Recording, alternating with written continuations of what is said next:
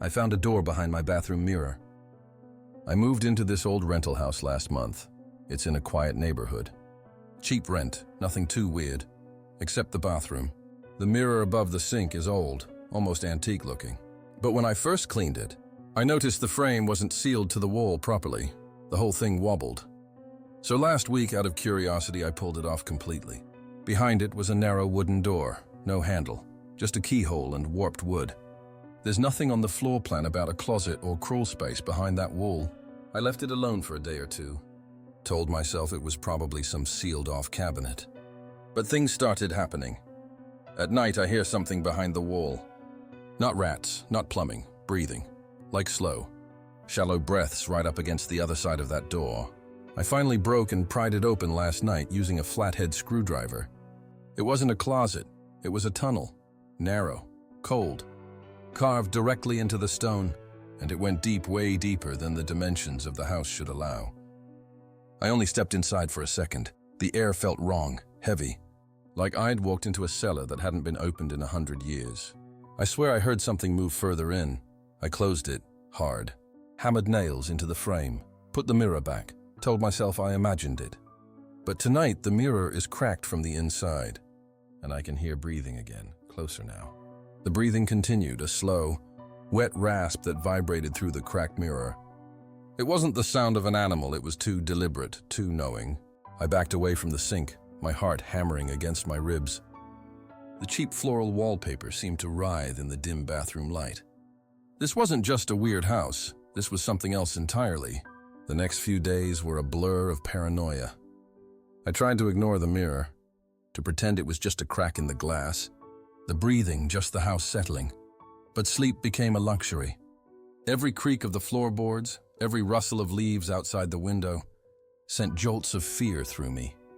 The feeling of being watched was constant, a weight pressing down on me. I started noticing other things, small things at first. A book moved slightly on the shelf. A door that I was sure I'd locked was ajar in the morning.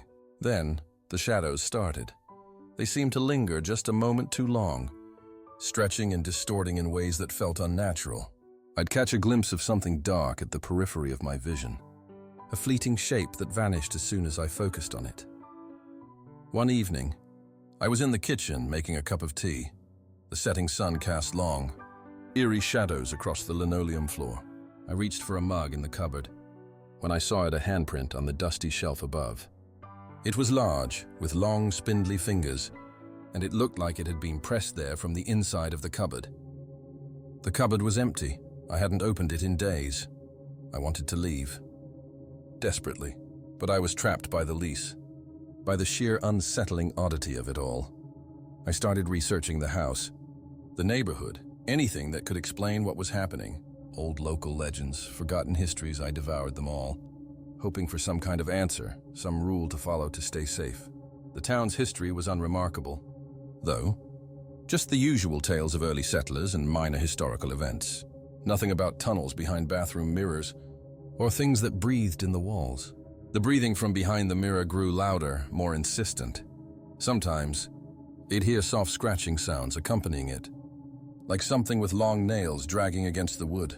The cracks in the mirror spiderwebbed further, and I started to see faint, distorted shapes within the depths of the glass, like shadows moving in another dimension. One night, I woke up to an oppressive cold. The air in my bedroom was thick and heavy, and I could see my breath fogging in front of me. The digital clock on my nightstand flickered and died.